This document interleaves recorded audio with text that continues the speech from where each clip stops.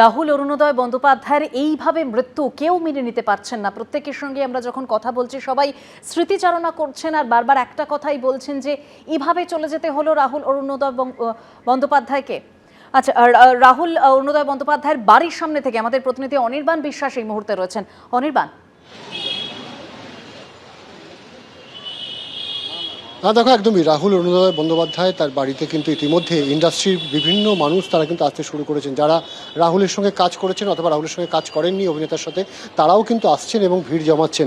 বিজয়গড়ের এই যে বাড়ি তুমি দেখতে পাচ্ছ, এই বাড়িরই কিন্তু দোতলায় রাহুলের মা থাকেন এবং তিনি কিন্তু যেমন কিছুক্ষণ আগে বিদীপ্তাদি তিনি বেরিয়ে আসলেন এবং হচ্ছে বিদীপ্তা, এবং তিনি কিন্তু জানালেন যে মা কাকিমা কিন্তু কথা বলার মতো পরিস্থিতিতে নেই এবং গোটা বিষয়টি তিনি কিন্তু জানতে পেরেছেন 6:30 নাগাদ। কিন্তু কী ঘটনা ঘটেছে সেই বিষয়টি নিয়ে কিন্তু এখনও ধোঁয়াশা রয়েছে। স্বাভাবিকভাবে দেখতেই পাচ্ছ যে প্রচুর মানুষ কিন্তু এসছেন। রাজ্যের মন্ত্রী বর্তমানে তিনি কিন্তু ভোটে লড়ছেন, অরূপ বিশ্বাস, তিনিও কিন্তু এসছেন এবং তার যেটা বক্তব্য যে মুখ্যমন্ত্রী খবর পেয়ে তিনি কিন্তু তাকে আসতে বলেছেন এখানে।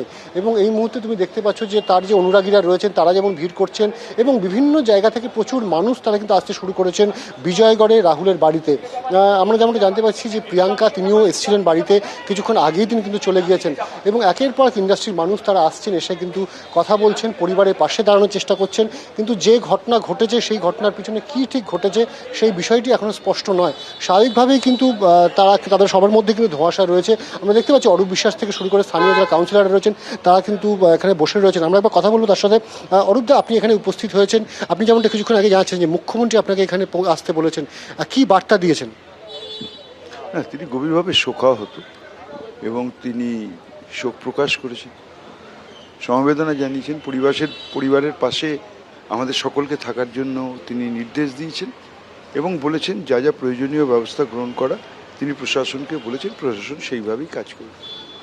কী ঘটনা ঘটেছিল কিছু জানতে পেরেছেন এখন? মুহূর্তে এখনও আমরা কিছু এখন অনেকে অনেক রকম কথা বলছেন। স্পটে যারা আছে যতক্ষণ না তাদের সঙ্গে কথা বলা যাচ্ছে ততক্ষণ এই বিষয়ে কিছু মন্তব্য করাটা ঠিক হবে। আমরা কথা বললাম অরূপ বিশ্বাসের সঙ্গে, মুখ্যমন্ত্রীর নির্দেশে তিনি কিন্তু এখানে পৌঁছেছেন এবং দেখতেই পাচ্ছি যে এখানে কিন্তু বিভিন্ন স্তরের মানুষ তারা কিন্তু আসতে শুরু করেছেন এবং রাস্তার ওপারেও কিন্তু আমরা দেখতে পাচ্ছি রাহুলের যারা অনুগামী রয়েছেন তারাও কিন্তু আসছেন। ইন্ডাস্ট্রির বিভিন্ন মানুষ তারা কিন্তু ভিড় করতে শুরু করেছেন। কিন্তু সবার প্রশ্ন একটাই যে কী ঘটে গেল এমন যেখানে এরকম অকালে রাহুলকে চলে যেতে হলো। আমরা একবার দেখতেই পাচ্ছ যে বিভিন্ন মানুষ তারা কিন্তু আসছেন, বিভিন্ন সেলিব্রিটিরা আসছেন এবং প্রত্যেকে কিন্তু পরিবারের পাশে দাঁড়ানোর জন্য চেষ্টা করছেন। এবং এই মুহূর্তে কিন্তু আমরা একবার কথা বলবার চেষ্টা করবো দিদির সাথে। দিদি, আপনি বাড়িতে গিয়েছিলেন, কি পরিস্থিতি, কাকিমা কি বলছেন? কাকিমা কিছু বলার অবস্থায় নেই। কাকিমা কিছু বলার অবস্থায় কি থাকার কথা বলুন, লাভ নেই। আপনারা কখন জানতে পারলেন, আপনি কখন জানতে পেরেছেন? 6টা 6:30 6:30 এরমই, আমার এক্স্যাক্ট মনে নেই। আমার দিদি বিদীপ্তাই খবর দিল। ও ট্রেনে একা ফিরছে অনেক দূর থেকে, তো ও প্যানিক করছে একা একা। কি বলবো বলুন, বিশ্বাস করাই বিশ্বাসই তো এখনো বিশ্বাস করতে পারছি না।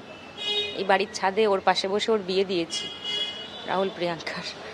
কি বলবো বলুন, কিছু বলার নেই। ভাষা হারিয়ে ফেলছেন সুদীপ্তাদি এবং তার পরিষ্কার বক্তব্য যে তার যে স্মৃতি রাহুলের সঙ্গে এবং এই যে বাড়ি, সেই বাড়ির কিন্তু একেবারে ছাদে রাহুল প্রিয়াঙ্কার যে বিয়ে হয়েছিল সেই বিয়েতে কিন্তু নিজে উপস্থিত ছিলেন।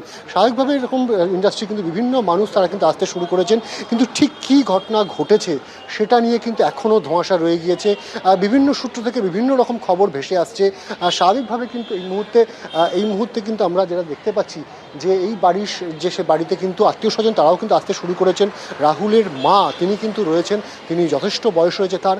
স্বাভাবিকভাবে পুত্র হারানোর যে শোক, সেই শোককে কিন্তু এই মুহূর্তে তিনি শোকের মধ্যে রয়েছেন এবং তারা যারা আসছেন পরিবারের আত্মীয় স্বজনরা এবং পাড়ার প্রতিবেশীরা প্রত্যেকেই কিন্তু এসে পরিবারের পাশে দাঁড়ানোর চেষ্টা করছেন।